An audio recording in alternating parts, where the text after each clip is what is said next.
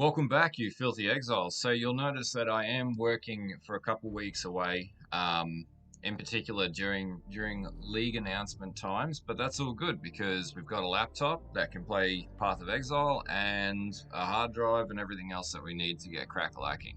So, what brings us to this particular video?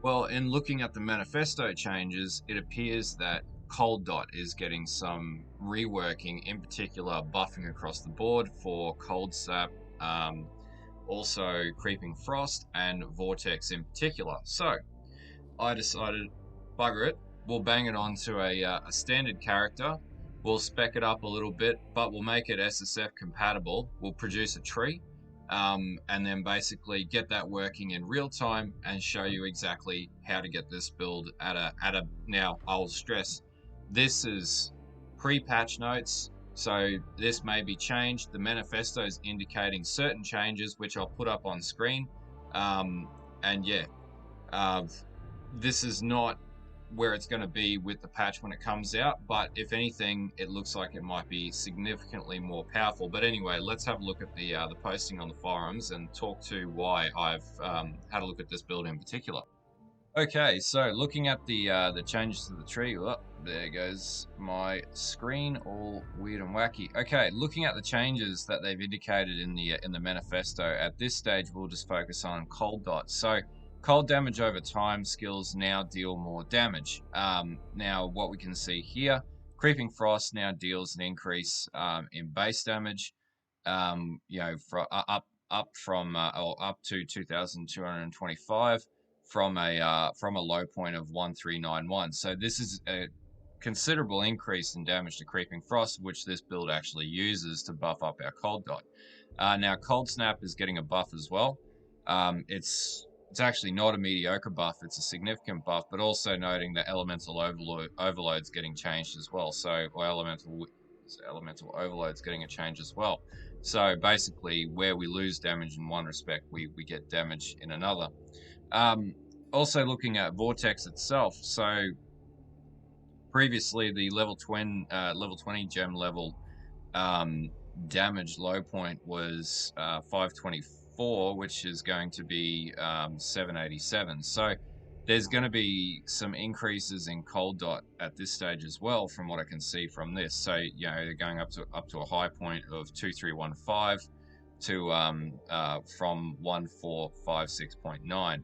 Crit strike chance doesn't really matter with Vortex. So what I'm sort of seeing here is Vortex is going to be quite powerful. Now, coupled with the fact that when you run Vortex builds in particular, there's a couple of different ways to do it. The way that we're going to look at it is actually going to be Chaos Inoculation as a league starter, and then we'll switch out to Low Life, and I'll provide the Low Life tree when we get into doing a curation. So I've already got a build guide that I've located. I've had a look at it and it looks pretty solid. So I'll indicate that in a video that'll come out in the next few weeks.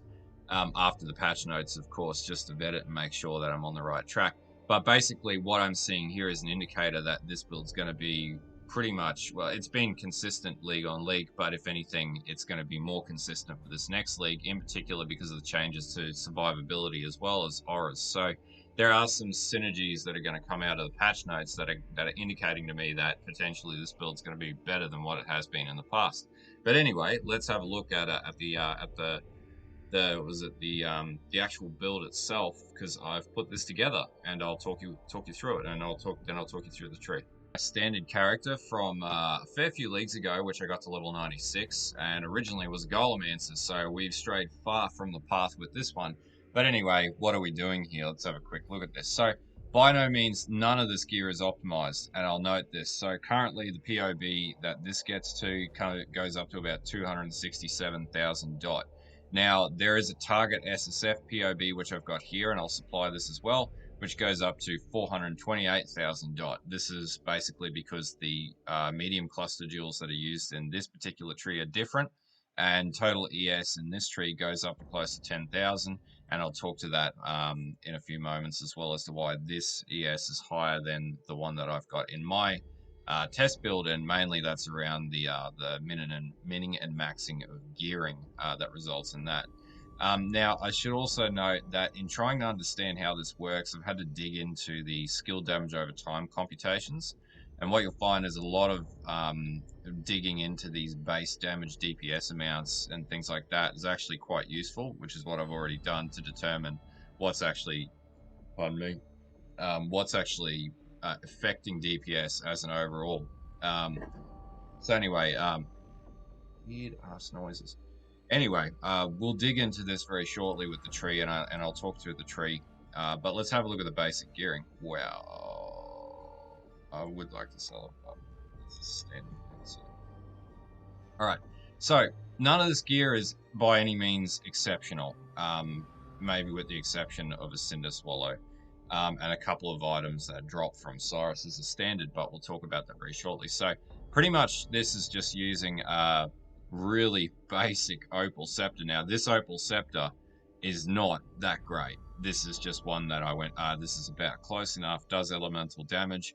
Crit doesn't really do anything for you here. But basically, you've got 20% to crafted cold damage over time, which you can unlock by doing syndicate missions. It does use a Crown of the Inward Eye, which you'll get at Cyrus. Short of getting to that as you're leveling up, you'll just get a Hubris Circlet or something like that, stack a shitload of ES onto it, and that'll get you over the line. Spirit Shield, again, this is not the right Spirit Shield for this build. Pretty much the Spirit Shield you want to try and get like close to 250, 300 ES on it, or as much ES as you can possibly stack on it. As you can see, I've got diddly squat, and then whatever other multipliers that you can get for elemental resist you want to get on your Spirit Shield as well. So this is not optimized at all. But just as an example, you know, we get to like 5.5k ES already, and the regen's pretty solid as well. So yeah. Amulet. Again, this is just a trash amulet. I just put it on because it has all resist. That's pretty much it, and flat ES. Same with rings. These rings are not optimized, but they focus on ES and attribute building, and in particular elemental damage. But you can go different routes about this, as long as you're getting all resist and energy shield onto your rings. Whatever damage you can pack onto there, or if you can get any dot. I can't remember the crafting or rings in that respect, but any dot that you can get cold dot in the build is an advantage. In this case, these two rings don't have any of that sort of attribute. They do have a little bit of increased damage here, but nothing to call, or nothing to ring home about. And so again, this is just an example of me just throwing trash gear at this build and getting an okay end result. That at this stage I'll show you a T10 map. But yeah, I'm pretty happy with where it's at right now, considering I haven't even leveled the gems up. Chest piece, again, you want to try and get a chest piece with about 600 ES on it, and that may sound crazy, but it's not as hard to achieve as you might think. With some fossil farming, it's pretty easy. This build is pretty good as you level it up, and even where it is right now, like this is doing, this is with so the POB doesn't account for the fact that the physical build I've got running here, the gems aren't fully leveled up. In the POB, the gems are leveled up, and so the damage that you see here is significantly lower, about 3 or 4 times lower than what the damage is in the POB itself. Cold dot is quite powerful, even in the hundreds of K. It's powerful. From an SSF perspective, this is very achievable. And then your Sorcerer's Gloves, I've just had a spare pair of these. Again, same thing. There's no dot on these gloves, so you can get significantly better gloves. Same with Crystal Belt. You can get a way better Crystal Belt than this. This is just bottom of the barrel.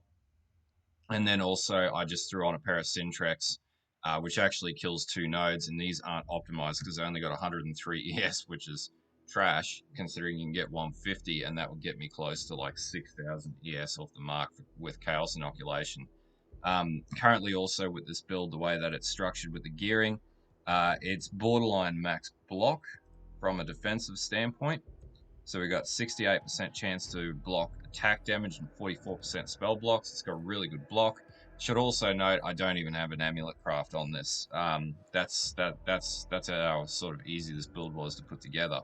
Energy shield recharge per second, nearly 2,000. So we've got good ES recharge as well on this build, considering it's Chaos and Knock. It lacks in the physical damage reduction area, but that's fine because we're running a Mortal Call, and we'll talk about gem setups very shortly. This is also Chaos Immune too, so max resist in all respects and Chaos Immune. So with the new changes that are coming out in relation to, you know, your ailment, ailment avoidance, that's going to be something that we can factor into this build and just basically make it a meat bag that drops Vortex every 2 seconds. So talking about gems in the helm, just a basic casting damage setup. Got casting damage taken setup, so with Immortal Call, and I've got Tempest Shield in there too. That next league will be an aura, so we might have a talk about how we go about that for next league when we get the patch notes. It'll be similar to an aura, I should say. In my scepter, I've just got Frost Bomb. I've got Flame Dash and Arcane Surge, so we still want to get the Arcane Surge up and running. That's going to give you more spell damage at the end of the day. In the shield, I've got Val Discipline, Malevolence, and Clarity. As you can see, it's just level 10 Malevolence because I haven't leveled this up very far. In the chest piece, we're actually going to double stack and we're going to run Creeping Frost and our Vortex in the chest. So we're running Creeping Frost, Vortex, Elemental Focus, Hypothermia Support, Control Destruction, and Swift Affliction. As you'll notice, there's no Awaken Gems in here. So if you add Awaken Gems, you're going to get more DPS onto the slow point build. But this is just going to get you into the league. What's going to take you out of the league and get you to complete endgame is going to be a low life variation of this, and I'll provide more detail about this as in future videos. This is simply just a league starter theorycraft video. So in our gloves, we're actually going to have Stormbrand, Frostbite, Elemental Weakness, and Hex Touch. The reason why we run 2 auras is because this is an occultist, and we pick up the malediction node, which means we can have an additional curse.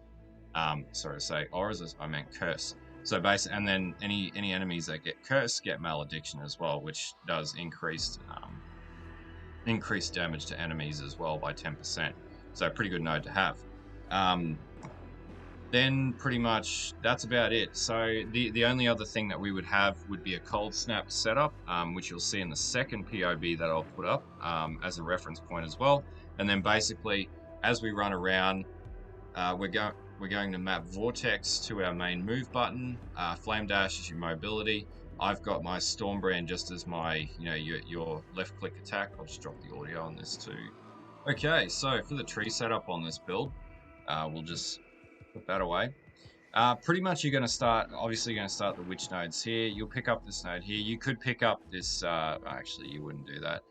You'll pretty much come up and pick up Deep Wisdom into Arcane Will. You want to move through and grab your get Chaos Inoculation ready as soon as possible. So I'd recommend moving through and picking up the associated nodes up to Wicked Ward, come up, pick up your cluster nodes here, all the way down to Arcane Swiftness, Fingers of Frost, and then basically come back down, pick up your nodes down here, up to Growth and Decay, come down, pick up Elemental Focus, Cold-Hearted Calculation, Lethal Assault, Resourcefulness, Fangs of the Viper, and then down to Entropy. This is going to increase your dot as you're leveling up through the game. And then basically you won't pick up Chaos Inoculation until you've got enough ES that you maybe say about 3,000, 3,500 ES, so you can actually start sustaining damage that you might take. Now we'll talk about Cluster Jewels last because this will be the last thing that you do. So then you'll come back, you'll continue to move to the left of the tree, pick up Prodigal Perfection, Mystic Bulwark. When you get a chance and you can take down Cyrus, or if you can buy it on the market, and this won't be maybe for the first, well, it'll be pretty much in the first day with the changes that are coming to the Atlas. It's going to be pretty much a first day thing. You'll be taking down Cyrus pretty quickly. You're going to want to farm up and get a large Thread of Hope. Now, this seems like it might be an unachievable item, but it's actually target farmable by completing Cyrus, just doing Cyrus a few times. So realistically, you can get this without having to buy it, as with pretty much everything in this build so far. And then you're going to come across to the left. You'll pick up all the nodes for Arcane Guarding. This is going to give you spell block and spell damage. You'll pick up Unnatural Calm. This is going to get your ES base up. You'll need Elemental Overload. Pick up Insightfulness. Now you'll come down and pick up Elemental Equilibrium and down into Foresight, so you get more ES. And then you're going to spec down into Precision, Sanctity, You'll need Glancing Blows because this is going to double your attack block and your spell block. And then we'll come down and pick up Shield Block and Defenses, which is simply just going to increase your block chance that little bit more. Now, for Cluster Duels, you're going to do that pretty much right at the end of the game, or when you get into that last phase of finalizing your build. Now, I just have Sap Psych and Practice Caster in this setup, as well as Cold Blooded and Circling Oblivion. What I would actually get would be Brood Potency and Entropy, I think it's called. Sorry, Exposure Therapy. Exposure Therapy on both these nodes is going to increase the DPS significantly. And that's pretty much the target that you want to go for with this. Now, in the second tree, there is a different setup, and optimally, you want to use that. This is simply just as a case point example. You probably also want to have a look at getting Deep Chill and Exposure Therapy on these nodes where you can, and that's going to increase your cold dot as well as your recovery from killing enemy. That's going to increase your cold dot at the end of the day. And then basically, once you've got enough gearing and you're confident, pick up your Chaos Inoculation and then roll from there. Now, pardon me, for your Ascendencies, you're going to want to go into Void Beacon first. Frigid Wake, this gets rid of Chill and Frozen, and this also is going to increase your cold damage as you run around. You'll want to then go into Malediction, and this is going to give you your additional curse, and then finally Profane Bloom. Once you get Profane Bloom, this is basically going to operate as sort of Explodey Chest setup, as you can see, as you'll see in the B-roll, as you'll see in the gameplay that I'm going to run through next, and then Bob's your uncle. Now, I haven't focused on the, the Pantheon. I'm not too worried about this. I just have Soul of Arakali and Soul of Garakan. You don't need to do this. You could use pretty much anything in here, depending on, the damage that you're taking. Most likely Soul of Tukahama isn't bad for physical damage reduction, and also Soul of Lunaris is probably a good node to take. But that's pretty much it for the POB, and yeah. So anyway, let's get into some gameplay. I'll load up a T7 map and show you what it looks like in map. All right, so let's load up a really basic channel map and then go from there, and I'll show you what this actually looks like and how it plays. Now, this is nothing special, just because the gem levels on this particular iteration of the build, because it's a testing character, the gem levels are really low. As you can see here, Vortex is only 11. So yeah, and we're not going to ping that bloody Delirium portal either, because yeah. So pretty much you're just going to run through the map, pop your flasks, and then where you need to drop your Stormbrand, which is going to in effect drop your curses, and then basically you don't worry about a thing, and it does its thing. Now, if you do need a little more damage, drop your Frost Bomb. That's going to give cold exposure and also creeping frost. That's going to increase your damage further, and then basically we're just going to move through the map and kite around. Yeah, we don't need more mana. And then as you can see, Profane Bloom will just pop off once they hit a certain point, and then yeah. As an overall, is just a really nice and easy build. It's just a walking simulator build. So I pretty much get straight to the boss. So I pretty much just want to run around the boss, drop everything that you got on him, and just let your cold dot do the job. I mean to say, like, this isn't the this is nowhere near the upper echelon of damage, and our gems, as I said, are really low, so they're not leveled up, and so that's why this is taking a little longer. But as you can see, it's just pretty consistent, nice and easy. And then yeah, pick up that Precinct T9 map. Yeah, there's really nothing complicated about this build. So pretty much what I'll do is I'll put up a tree for this current iteration of what it is right now with level 20 gems. I'll also put up an alt tree, which is a full SSF tree from last league. And then yeah, that's pretty much it for this build. If you've got any questions, feel free to ask them. There will be another iteration of this build that I'll put up, which will be doing in the millions of DPS. And that's going to focus on a lot more expensive gearing options and under low life. Basically, that involves getting a Prism Guardian and a Shavs respecting the tree. The reason why I'm not going to put a low life build in as a starter build is because while it once used to be a starter build, somewhat compatible build, since they changed, I believe they changed drop rates to Prism Guardian and made it a lot more unobtainable to get early in the league. We're not going to do builds like that because it's just not achievable for the everyday player. But anyway, if this video helps you and gives you a bit of an idea of what to play in 3.16, now like and sub. Now, as to what I'm going to play, I'm unsure if I want to play this build yet, but it's definitely up there in my top 5. The other build that I will most likely play will be my Shield Charge Zerker, and I'll be doing a leveling guide for that one, which I've already mapped out over the next few, probably this weekend or maybe later during next week. Yeah, and that'll build into the end user guide that I put up last week or in 3.15 for that one. Anyway, until next time, have a good night and bye.